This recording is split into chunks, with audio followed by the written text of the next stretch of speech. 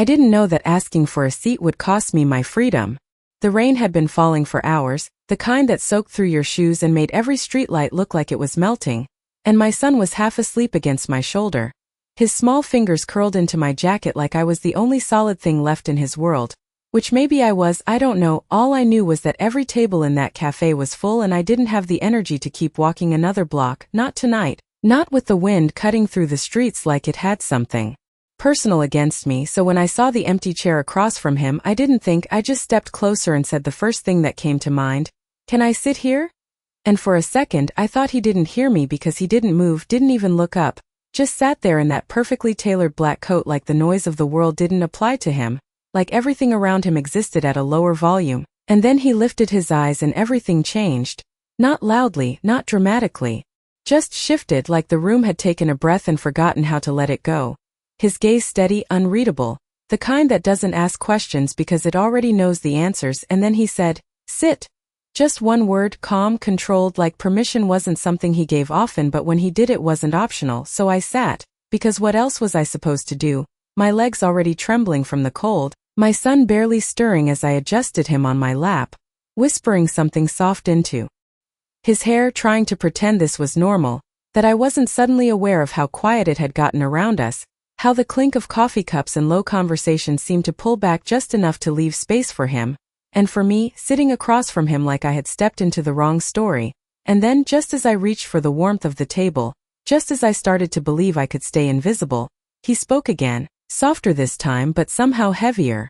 "But you're not leaving." And the words didn't hit like a threat. Not exactly, they settled slow and certain like something already decided long before I walked through that door, and I felt it then, not fear, not yet, something sharper, something that made my instincts wake up all at once, my grip tightening around my son as I looked up at him again, really looked this time, at the way he sat without tension, at the way no one else dared come near this table, at the way the barista behind the counter avoided looking in our direction altogether, and I realized in that quiet, in that stillness, that this wasn't just a man I had asked for a seat from, this was someone the entire room had already learned not to question, and somehow, without understanding how or why, I had just been chosen. I should have stood up right then, should have gathered my son, said thank you, and walked out into the rain like nothing had happened, but my body did not listen to logic anymore. It stayed still, like something inside me understood before my mind did that leaving was no longer a simple choice, and the strange part was he did not move to stop me, did not reach out, did not raise his voice, he just sat there watching, as if the idea of me walking away had already been dismissed, like it did not belong in reality, and that unsettled me more than anything else could have, because I had dealt with difficult people before, loud people, angry people, but never someone so quiet that the air seemed to bend around him. I swallowed and shifted slightly in my seat, adjusting my son as he stirred, his cheek warm against my collarbone, grounding me just enough to find my voice again. "I just needed somewhere to sit for a minute," I said, trying to keep it steady, trying to make this small, temporary, something that could be undone. But his gaze did not change, it stayed fixed, patient, like time worked differently for him. "You found more than that," he replied, his tone even, almost soft, but there was something beneath it, something that made the words feel heavier than they should have been. I glanced around the cafe again, this time really paying attention, and it became impossible to ignore the pattern, the way no one sat within a few feet of our table even though there were empty chairs, the way the staff moved quickly but never too close, the way conversations dropped when he shifted slightly in his seat, like people were adjusting themselves without realizing it, reacting to him the way you react to weather, automatically, without question. And that was when the realization settled in fully, not sudden, not dramatic, just clear. This man did not need to tell anyone who he was. The room had already decided for him. I felt a chill that had nothing to do with the rain outside, my fingers tightening instinctively around my son as I looked back at him. "I do not understand," I said, and it was the truth. I did not understand why he was speaking to me like this, why he had chosen to respond at all, why out of all the people in this city in this moment it had to be me sitting at this table, and for the first time something flickered in his expression, not warmth, not quite, but interest, like I had become a question worth considering. "You will," he said quietly, and then he leaned back slightly, giving me space without actually releasing anything, as if distance did not equal freedom. And that was when one of the staff approached, hesitant, careful, placing a cup of coffee in front of me that I had not ordered, her hands trembling just enough that I noticed, On the house, she murmured, not looking at me, not looking at him either, just placing it down and stepping away as quickly as possible, and I stared at the cup for a second, then back at him, confusion mixing with something sharper. Something closer to realization, because this was not kindness, this was not coincidence, this was control, quiet, absolute control over a room full of strangers, and somehow without asking for it, without even understanding it, I had just stepped directly into it, and as I opened my mouth to speak again, to say something that would make this normal, make this end, he spoke first, his voice low, steady, final. "You should eat something," he said, like it was already decided, like everything from this moment forward was something he would determine. And I felt it then, unmistakably, the shift from chance to something else entirely, something I could not yet name but could no longer ignore, because deep down beneath the confusion and the quiet fear there was one thought I could not shake. I was not sitting at his table anymore. I was inside his world. I did not touch the coffee, not at first, I just stared at it like it might explain something, like there was an answer hidden in the steam curling up into the air. But all I could feel was the weight of his attention, steady and unhurried, like he had nowhere else to be and nothing more important than this moment, than me, and that made my chest tighten in a way I did not like, because attention like that was not casual, it was deliberate, chosen, and I had not agreed to be chosen. I shifted in my seat again, instinct telling me to create distance even if it was only an inch. "I really should go," I said softer this time, careful, like I was testing something fragile, but he did not react the way most people would. There was no irritation, no surprise, just that same calm certainty, like I had just stated something irrelevant. "You can stand up," he replied, his voice even, almost indifferent, and for a split second I thought that was it, that this strange, suffocating moment would end just like that. So I moved slowly, carefully, adjusting my son in my arms as I pushed my chair back, my heart picking up just enough that I could feel it in my throat. One step, that was all I needed, one step, and I would be out of this, back into the rain, back into something that made sense. But the moment I straightened, the room shifted again, subtle, quiet, but undeniable. The man near the door, who had been pretending to scroll on his phone, suddenly looked up. The barista froze mid-motion. Even the couple at the next table paused just long enough for me to notice, and I realized with a clarity that made my stomach drop, that leaving was not just about me standing up, it was about everything around me allowing it. And right now nothing was moving without him. I looked back at him slowly, my breath shallow, and he met my gaze without blinking. "Sit," he said again, not louder, not harsher, just final, and something in me gave in, not because I wanted to, but because resisting suddenly felt like stepping into something I did not understand, something bigger than this moment. So I sat back down, my fingers brushing over my son's hair as if to reassure both of us, and for the first time, I saw the smallest shift in his expression. Not a smile, not approval, just a quiet acknowledgement, like this was the outcome he had expected all along. "Good," he murmured, almost to himself, and then he reached for his own cup, taking a slow sip, like nothing about this was unusual, like I was not sitting here trying to figure out how my life had tilted in the span of a few minutes. I swallowed, forcing myself to steady my voice again. "Why me?" I asked, the question slipping out before I could stop it, and that was the first time he paused, really paused, his fingers stilling against the porcelain, his eyes narrowing just slightly as if he was considering something deeper than before, and when he spoke, it was quieter than anything he had said so far, but somehow it carried more weight. "Because you walked in anyway," he said, and I frowned, confusion flickering through me.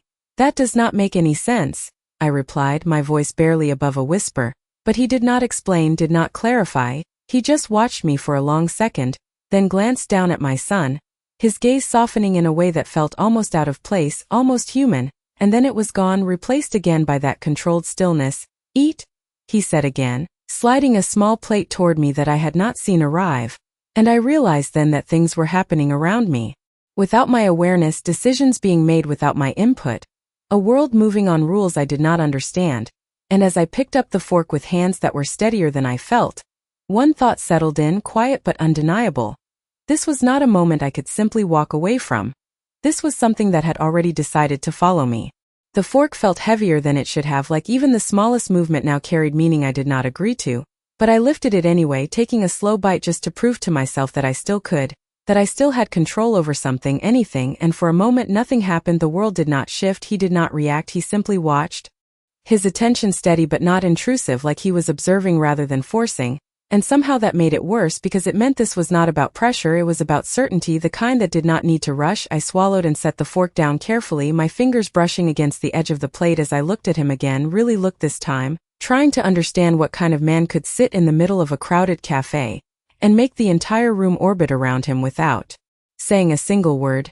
"Do you do this often?" I asked, the question slipping out before I could stop it, and for a second, something almost like amusement touched his expression, subtle, controlled, but there. "Do what?" he replied, his voice low, even, and I exhaled softly, glancing around us again before meeting his eyes. "Decide things for people you do not know," I said, and this time he did not answer right away. He leaned back slightly in his chair, his gaze shifting past me for just a second, like he was checking something I could not see. And when his attention returned, it felt sharper somehow, more focused. "I do not decide for everyone," he said, and the way he said it made my chest tighten because it implied something else entirely, something I did not want to ask but could not ignore. "Just for me," I said quietly, and he held my gaze for a long second before giving the smallest nod, like that was obvious, like that had been clear from the moment I sat down, and I felt something shift inside me then, not fear exactly but awareness, a realization that this was not random. Not a passing interaction that would dissolve once I walked out the door. This was something intentional, something that had already taken root whether I accepted it or not. My son stirred again, letting out a soft breath as he adjusted against me, and instinctively I pulled him closer, grounding myself in the familiar warmth, the steady rhythm of his breathing, because that was real. That was mine, and nothing about this man, this situation, felt like it belonged to me at all. "We have to go," I said again, more firmly this time, not testing, not asking, just stating it like a fact I needed to hold on to. And for the first time something changed in the air between us, not tension, not resistance, just a shift, like a line had been drawn, and he noticed it, acknowledged it, but did not step back from it. Instead, he leaned forward slightly, just enough that his voice did not have to carry beyond our table. "You will," he said, calm as ever, "just not yet." And the words settled into place with a weight that made my pulse quicken. Because they were not a refusal, they were a delay, a promise that this moment had an end, but not one I controlled, and before I could respond, before I could find the right words to push back, to reclaim something of myself, a man in a dark coat approached the table, stopping just close enough to be seen but not heard, his posture straight, his presence quiet but unmistakably aligned with the man in front of me, and he did not speak, did not interrupt, he just waited. And I watched as Alexander Kane glanced at him briefly, a silent exchange passing between them that I could not interpret, and then just like that a decision was made without a single word being said, and when Alexander looked back at me there was something final in his gaze, something that told me whatever came next had already been set into motion. "Finish your coffee," he said softly, "you are coming with me." And this time it did not feel like a suggestion at all. The words settled heavier than anything he had said before, not louder, not sharper, just final in a way that made my chest tighten. And for a second I did not move, did not breathe, because coming with him was not a small thing. It was not a simple decision I could undo later. It was a line, and I knew instinctively that once I crossed it, there would be no stepping back into the version of my life that existed before this moment. I tightened my hold on my son, feeling the steady rise and fall of his breathing, reminding myself why I could not afford to make reckless choices. "No," I said, the word coming out quieter than I intended but steady enough to carry. And for the first time since I had sat down, there was a pause, not in him but in everything else, like the room itself was waiting to see what would happen next. Alexander did not react immediately, did not correct me, did not push, he simply studied me, his gaze lowering briefly to where my son rested against me before returning to my face. And something in his expression shifted, not irritation, not anger, something more measured, like he was recalculating rather than resisting. "You think this is a request?" he said after a moment, his voice calm, almost conversational, and I shook my head slightly, forcing myself to hold his gaze even as my pulse quickened. "I think I am leaving," I replied, and this time I did not wait for permission. I moved, standing carefully, adjusting my son so I could hold him securely as I reached for my bag with my free hand. My movements deliberate, controlled, because if I hesitated now, I knew I would not move at all. One step, I told myself, just one step, and I will be out, I will be back in the rain, back in something I understand. But before I could take it, his voice came again, softer than before, but somehow closer. "Emily," he said, and the sound of my name stopped me more effectively than anything else could have. my breath catching as I turned slowly, my mind racing with one clear question. How did he know I had not told him, I had not given him anything, and yet he said it like it belonged to him, like it was already part of whatever this was between us? You do not want to make this harder than it needs to be, he continued, and there was no threat in his tone, no raised edge, just certainty, like he was offering me the easier path even though I had not asked for it. I do not know you, I said, my voice tighter now, the situation finally catching up to me. And I am not going anywhere with you. And for a second something flickered again, that same almost invisible shift, like he had expected resistance but not refusal. And instead of reacting, he stood, slow, controlled, his height becoming more apparent as he closed the distance between us by a single step, not enough to invade, just enough to make it clear that space was no longer something I could rely on. You are already involved, he said quietly, and I frowned, confusion cutting through the tension. In what? I asked, and he held my gaze for a long second before answering, his voice low enough that no one else could hear. In me noticing you.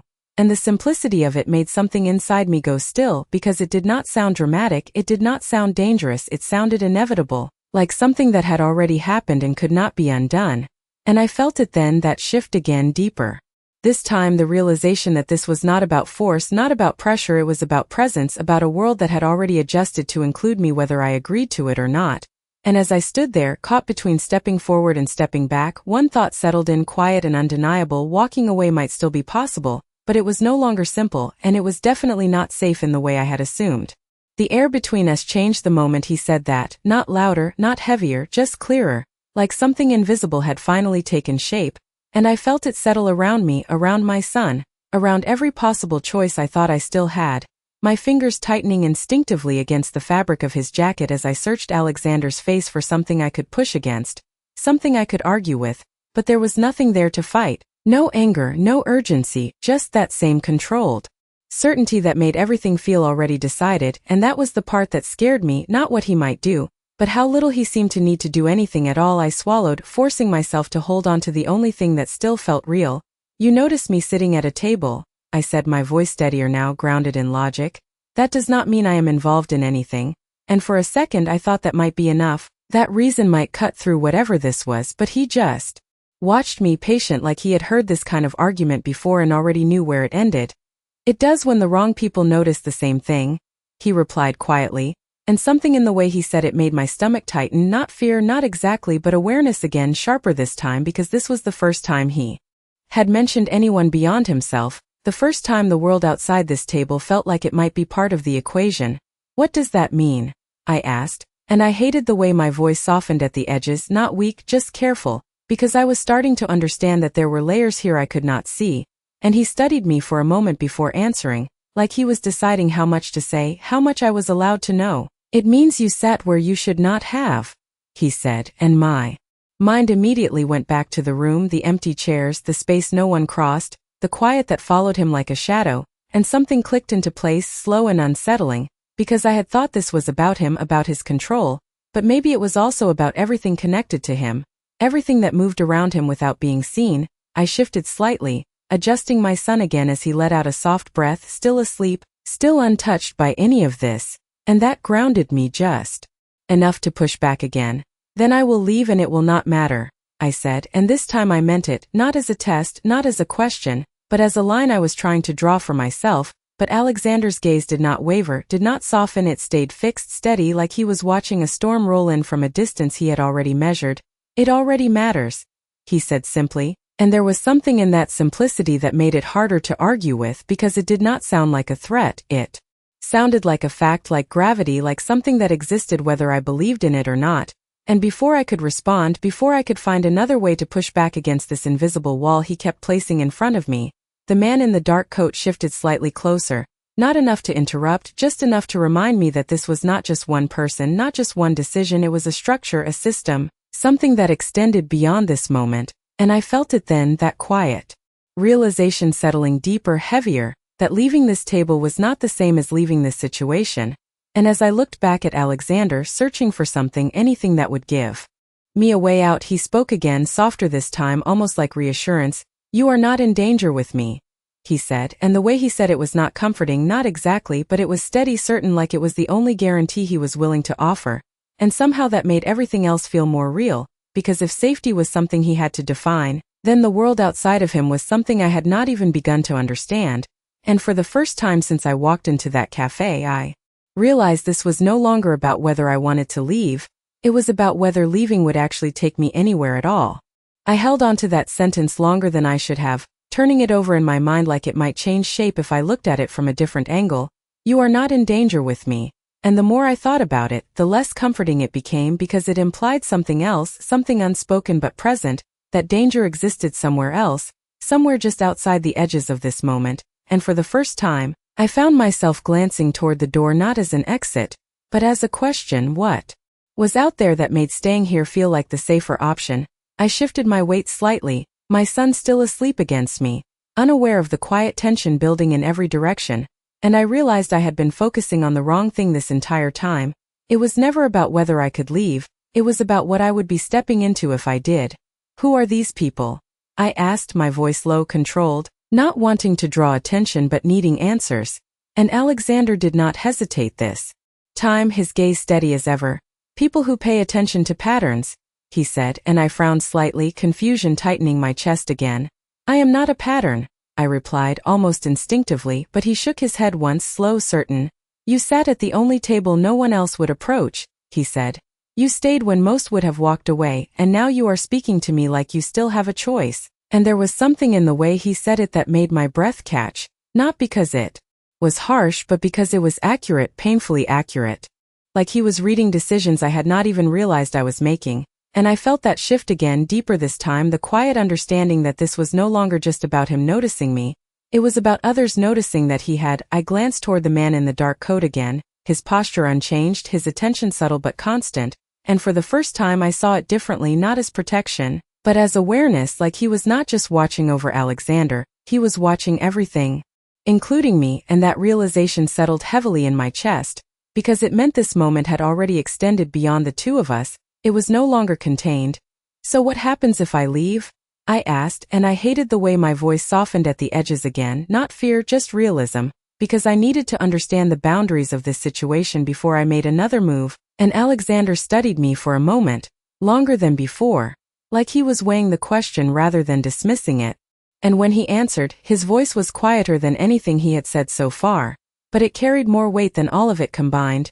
You will be noticed, he said simply, and the words settled into place with a clarity that made my stomach tighten, because it was not a threat, not a warning, just a statement of fact, like stepping into traffic and expecting not to be seen. And for a second, the room felt smaller, the walls closer, the space around me narrowing into something I could not quite define. I looked down at my son, brushing a strand of hair away from his forehead, grounding myself in the only thing that still felt untouched by all of this, and I realized I could not afford to pretend this was simple anymore. Not for me, not for him. I lifted my gaze back to Alexander, my expression steadier now, more deliberate. And if I stay? I asked, and for the first time since this began, something in his expression shifted again. Subtle but unmistakable. Not control, not dominance. Something closer to resolve. Then you are under my protection, he said. And the way he said it was not dramatic, not exaggerated, it was quiet, absolute, like a rule that did not need to be enforced because it already existed, and I felt it then, the weight of the choice settling fully into place, not between staying and leaving, but between being seen alone or being seen with him. And as the silence stretched between us, one thought settled in, clearer than anything else. This was not a moment I could avoid. It was a decision I had to make, and either way, I would not be invisible anymore. I did not answer right away, not because I did not understand the choice, but because I understood it too well, and that made it heavier than anything he had said before, because staying meant stepping into something I could not see, something I could not control, but leaving meant stepping out alone into a world that had suddenly become aware of me, and for the first time I realized this was not about courage or independence, it was about consequence. I shifted slightly, my hand resting protectively against my son's back, feeling the slow rhythm of his breathing, reminding myself that whatever decision I made was not just mine anymore. It never had been, and that grounded me just enough to think clearly, to push past the instinct to react and actually consider what was in front of me. I lifted my gaze to Alexander again, studying him in a way I had not allowed myself to before, not just his presence, Not just the way the room bent around him, but the details, the control in the way he held himself, the absence of unnecessary movement, the quiet awareness in his eyes that never seemed to miss anything. And for the first time I saw something else beneath it, something I had not expected, restraint, not forced, not calculated, just there like a line he had drawn for himself and did not cross. And that mattered more than I wanted it to, because it meant this was not chaos, not unpredictability. This was structure, intention, and that made it harder to dismiss. If I stay, I said slowly, my voice steady but deliberate, that does not mean I belong to you. And the words felt important, necessary, like something I needed to define before anything else could happen. And for a second the silence between us shifted, not tense, not sharp, just focused, like he was listening more carefully than before. And then to my surprise he nodded once, small, controlled, but real. No, he said, his voice calm, certain. It means you are under my protection, nothing more. And I held his gaze, searching for anything that contradicted that, any sign that this was just another way of taking control, but there was nothing there, just that same steady certainty that had defined everything he had said from the beginning, and somehow that made it more believable, not because I trusted him, but because he did not seem to need me to. I exhaled slowly, feeling the tension in my chest shift, not disappear but change, like I was adjusting to something rather than resisting it. And for the first time since I had walked into this place, I allowed myself to consider staying not as surrender but as strategy, as choosing the option that gave me more time, more awareness, more understanding of whatever this was. And I realized that leaving now would not take me back to safety. It would just remove the one thing that had been clearly defined in this entire situation. His protection. I looked down at my son again, brushing my fingers lightly through his hair, grounding myself in that simple, undeniable reality. And when I looked back up, my voice was quieter but steadier than before. Then I stay, I said, and the moment the words left my mouth something shifted again, not in the room, not in him, but in me, like I had crossed something internal that could not be undone. And Alexander studied me for a long second, his gaze unreadable but focused, and then he gave a slight nod, like this outcome had always been expected, like this decision had already been part of the path from the moment I sat down. And he reached for his coat without urgency, without hesitation, standing in a single smooth motion that seemed to signal something beyond just leaving the table, because as he did, the man in the dark coat stepped forward immediately, the staff behind the counter moving subtly, the entire room shifting in quiet response. And I felt it again, that awareness settling deeper, heavier, that this was not just about staying at a table anymore. This was about stepping fully into a world that had already begun to move around me. And as Alexander glanced down at me one last time, his voice low, controlled, final, "Stay close," he said, and I realized with a clarity that made my pulse steady instead of race, I had not just chosen to stay, I had chosen to follow. I stood up slowly, careful not to disturb my son as I adjusted him against my shoulder, his weight warm and steady, grounding me in a way nothing else could. And for a moment everything felt strangely quiet again, not because the cafe had emptied, but because I had shifted into a different role within it, no longer just someone passing through, no longer invisible. And that realization settled into me as I took my first step forward, not away, but after him. Alexander moved ahead without looking back, not checking, not confirming, as if my decision had already been accounted for, as if there was no version of this where I did not follow. And somehow that made me more aware of my own movement, more conscious of each step as I walked behind him, my eyes scanning the room instinctively, noticing things I had missed before, the way people avoided direct eye contact as we passed, the subtle shift in posture from the staff, the quiet way doors seemed to open just before we reached them, like everything was responding to him without needing instruction. And for the first time I understood that his control was not active, it was embedded, woven into the space around him in a way that did not require effort, and that made it more powerful than anything obvious ever could. The cool air hit my face the moment we stepped outside, the rain lighter now but still steady, mist clinging to the streetlights and turning everything soft and distant. And I paused for just half a second, instinct pulling me toward the sidewalk, toward the familiar rhythm of leaving, of disappearing back into my own life. But before that thought could take shape, a black car pulled up smoothly to the curb, quiet, precise, like it had been waiting for this exact moment. And the man in the dark coat moved ahead, opening the rear door without a word, without hesitation. And I felt that shift again, that quiet narrowing of choices, not forced, not rushed, just present. I looked at the car, then at Alexander, who had already stopped beside it, his posture relaxed but attentive, his gaze settling on me with that same Steady focus. It is warmer inside, he said, his voice low, almost casual, like he was commenting on the weather rather than guiding my next move. And I hesitated, not because I did not understand what he was asking, but because stepping into that car felt different from everything before. It was not just staying, it was transitioning, moving from a public space into something private, something entirely within his control. And that line mattered. I shifted my son slightly, pressing my lips together as I considered it, my instincts pulling in two directions at once, one telling me to hold on to what little distance remained, the other reminding me that distance had already been compromised the moment I chose to follow him out here. And slowly, deliberately, I stepped closer, the sound of my shoes against the wet pavement quieter than I expected, like even that had been absorbed into the moment. I paused at the open door, glancing inside briefly, the interior dim but refined, clean, controlled like everything else connected to him, and for a second I caught my reflection in the glass, damp hair, tired eyes, a child in my arms, and behind me a world I was no longer sure I could return to in the same way. I looked back at Alexander one more time, searching for something, reassurance, doubt, anything that might shift the weight of this decision, but he simply met my gaze, steady as ever, waiting, not pushing, not pulling, just allowing the moment to exist exactly as it was. And that was what made me move, not pressure, not fear, but the quiet certainty that standing still would not change anything. So I stepped inside, carefully settling onto the seat, adjusting my son so he remained undisturbed, and as the door closed softly behind me, sealing out the sound of the rain, I felt it fully for the first time, not just the shift but the separation, like I had crossed into something that no longer had a clear way back. And as the car began to move, smooth and silent, I realized with a clarity that settled deep in my chest, I had not just followed him out of that cafe. I had just left my old world behind.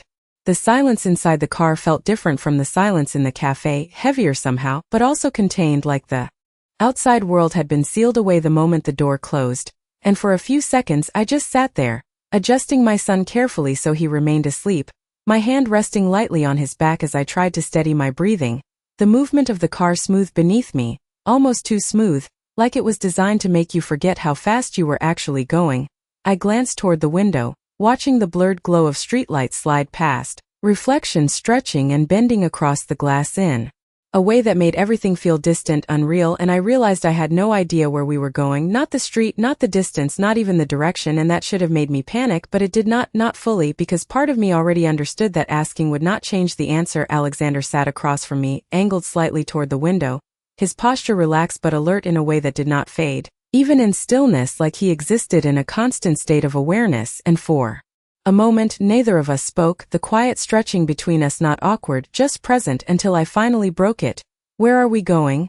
I asked, my voice low but steady, and he turned his head just enough to look at me, his expression unreadable but focused. "Somewhere quieter," he replied, and the simplicity of it made my chest tighten slightly, because quieter did not mean safer, not necessarily, it just meant more controlled.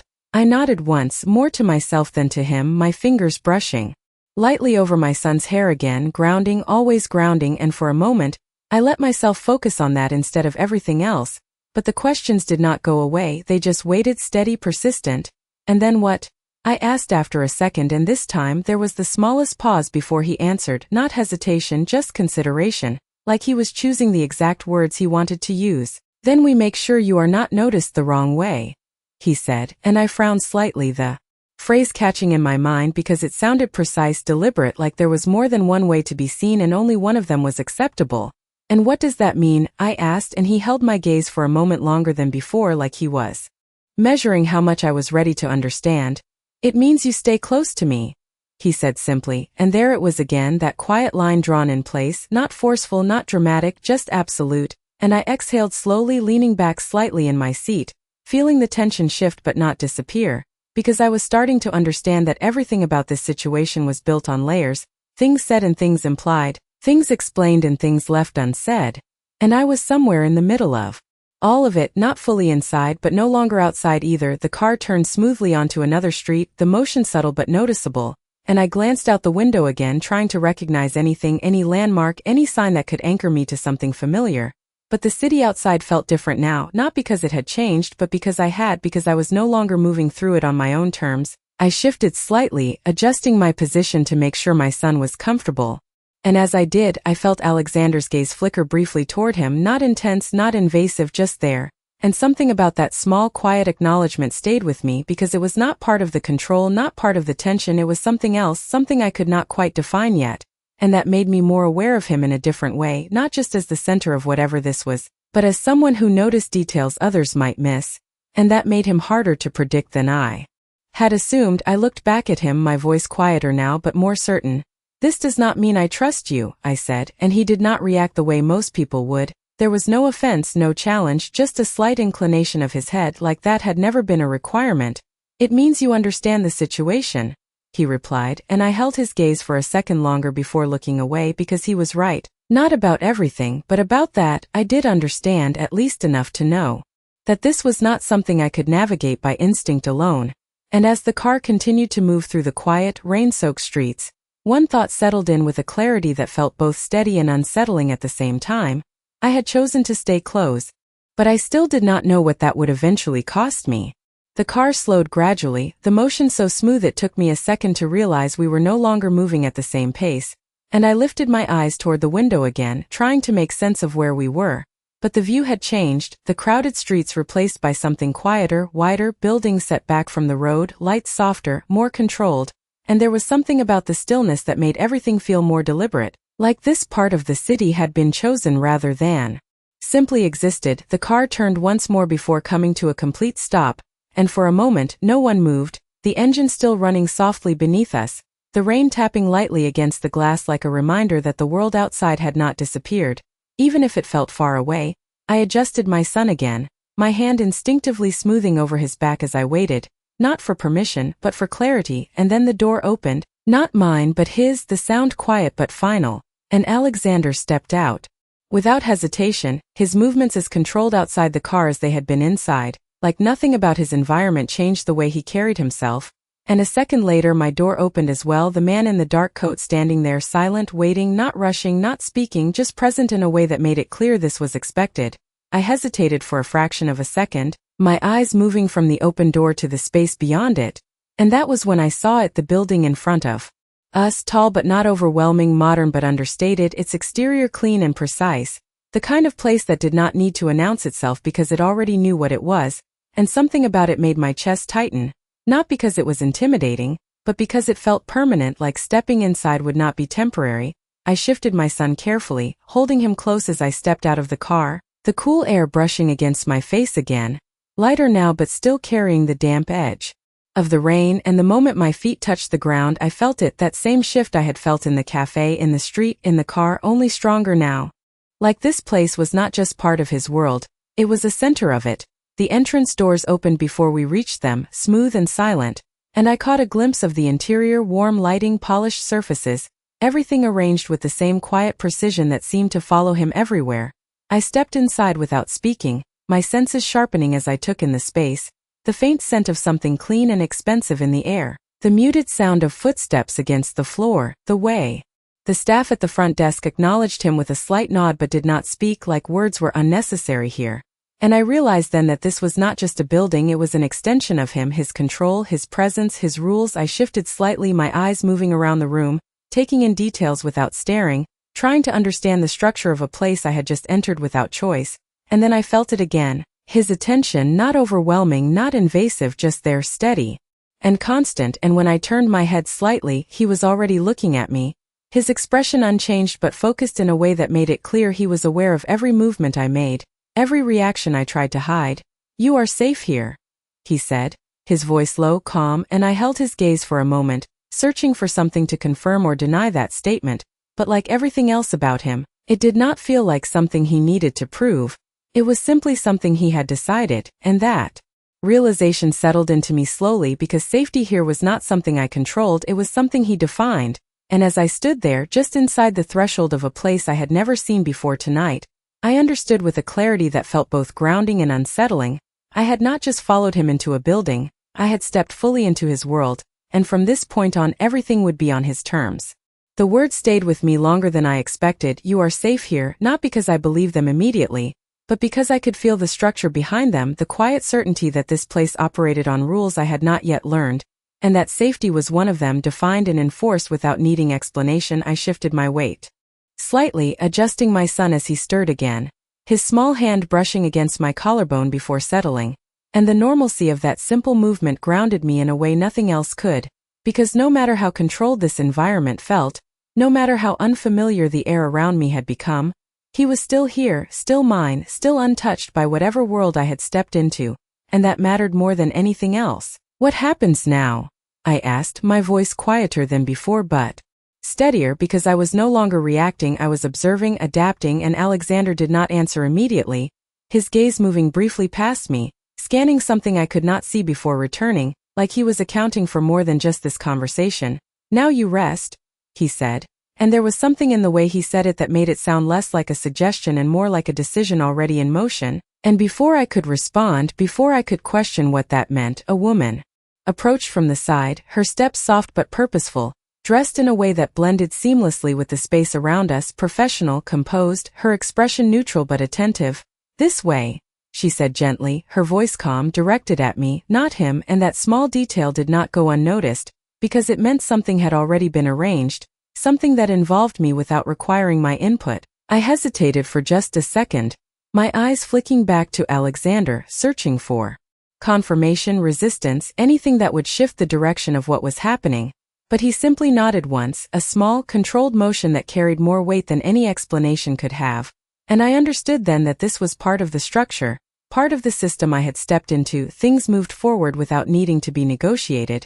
I followed the woman down a quiet hallway, my steps measured, my awareness heightened as I took in every detail, the soft lighting, the absence of unnecessary noise, the way everything seemed designed to reduce friction, to remove unpredictability, and I realized that even the calm here was intentional, not accidental. We stopped in front of a door, and she opened it without hesitation, stepping aside to allow me in first, and I paused at the threshold for a brief moment, taking in the room beyond. It was simple but refined, warm lighting, clean lines, a bed positioned near the window, a small seating area to the side, everything arranged with the same quiet precision I had come to recognize, and for the first time since I entered this building, something shifted inside me, not tension, not resistance, something closer to stillness, because this space, unlike the others, did not feel like it was watching me, it felt like it was waiting. I stepped inside slowly, my movements careful as I adjusted my son, lowering him gently onto the bed, making sure he remained asleep, his breathing steady, unaffected by the transition,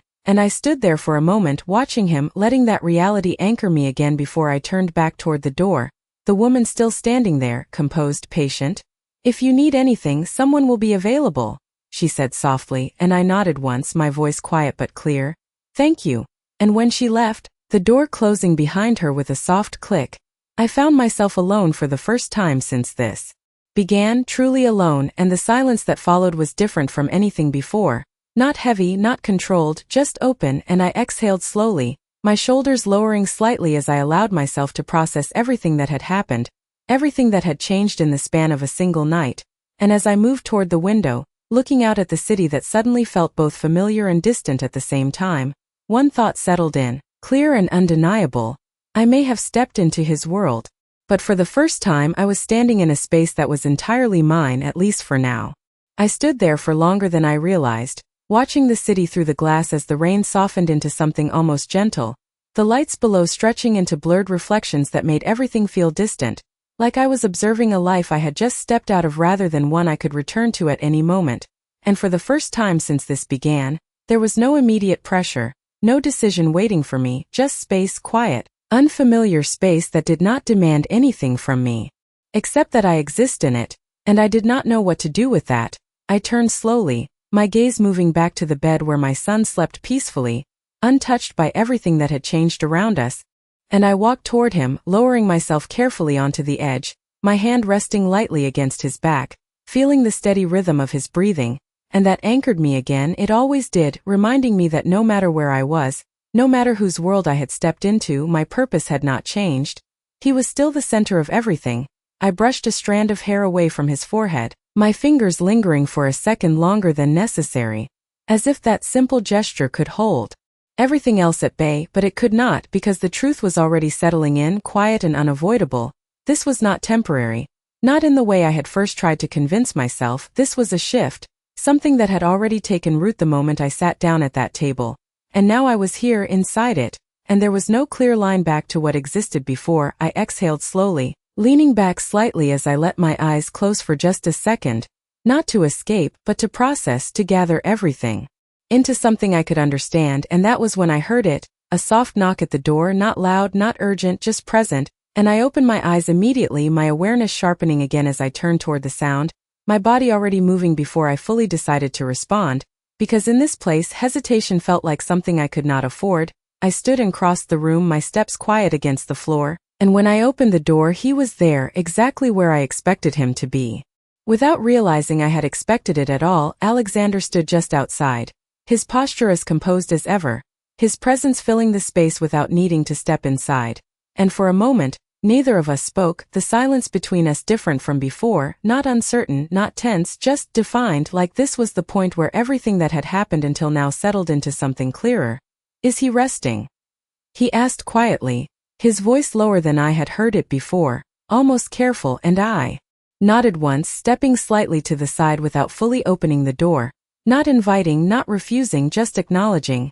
"Yes," I replied, and his gaze shifted briefly past me, not intrusive, just enough to confirm, and then it returned, settling on me with that same steady focus. But there was something else there now, something I had not seen before, not control, not calculation, something closer to consideration, like he was measuring not the situation but me, and that made my chest tighten in a way I could not immediately explain. "You should get some rest too," he said, and the words were simple, but the tone carried something different, not command, not expectation, just a quiet statement that did not need to be enforced.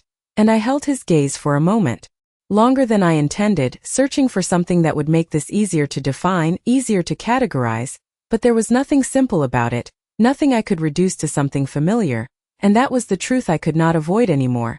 This was not just about being protected, not just about being noticed, this was something else entirely, something that existed in the space between control and choice. And as I stood there, halfway between the room that had been given to me and the world that belonged to him, one thought settled in, clear and unshakable. I had stepped into his world to stay safe, but somewhere along the way, I had become something he intended to keep.